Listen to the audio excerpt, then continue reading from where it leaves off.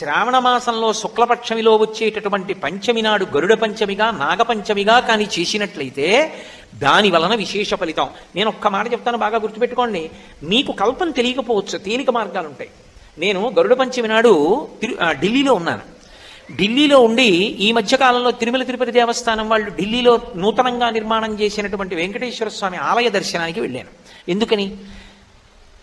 నాగముగా ఆదిశేషుడి మీద ఆయనే పడుకుంటాడు, గరుడ పంచమిగా గరుత్మంతుడికి ఇవ్వవలసిన అమృతత్వాన్ని ఆయనే కల్పిస్తాడు.